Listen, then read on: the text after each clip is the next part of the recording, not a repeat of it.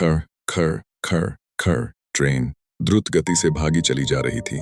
संध्या काल का समय था। तेज बारिश और बीच बीच में बिजली की चमक वातानुकूलित कोच की खिड़कियों से अपनी उपस्थिति दर्ज करा रही थी। केबिन का एकांत और यह भयावह मौसम मुझ जैसे डरपोक आदमी को और डरा रहा था। थोड़ी देर बाद गाड़ी के पहियों की रफ्तार कम हुई और एक मध्यम से स्टेशन पर गाड़ी रुकी। बारिश इतनी ज्यादा थी कि मैं स्टेशन का नाम नहीं पढ़ पा रहा था।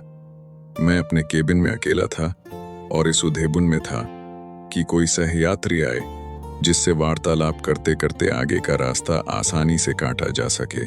और एक अंदरूनी भय जो मेरे अंदर जागृत हो चुका है। तभी किसी ने केबिन का दरवाजा खटखटाया और एक शांत सा दिखने वाला व्यक्ति केबिन में दाखिल हुआ। अपना सामान आदि व्यवस्थित करने के बाद वो मेरी तरफ देखकर मुस्कुराया और मेरी तरफ हाथ आगे बढ़कर उसने अपना परिचय दिया। मैं मिस्टर घोष। वो बोला, मैं कोलकाता जा रहा हूँ पुनर्जन्म से संबंधित एक कार्यशाला में भाग लेने के लिए। मैंने उसे बताया कि मैं कानपुर में व्याख्याता के पद पर हूँ और पटना जा रहा हूँ।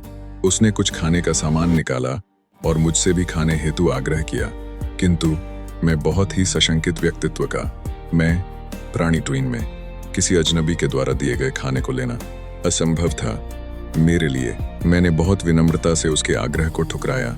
वो भी कम उस्ताद नहीं था। कसकर हंसा और बोला, संशय कर रहे हैं मेरे ऊपर? अभी तो कुछ नहीं, देखिए आगे क्या क्या होता है। उसके यह शब्द सुनकर मुझे सांप सूंघ गया, किंतु मैंने किसी तरह अपनी घबराहट को छिपाया। कोई स्टेशन आने पर वो उतरता और ट्रेन चलने के बाद किसी दूसरे कंपार्टमेंट से चढ़कर फिर आ जाता। पूछने पर बोलता कि बीच बीच में रेलवे की नौकरी भी कर लेता हूँ।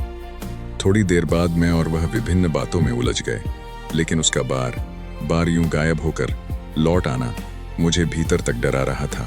अचानक बिजली चमकी और उसी रोशनी में मैंने देखा खिड़की के शीशे में उसकी परछाई नहीं थी। मैं घबरा गया। आप आखिर हैं कौन?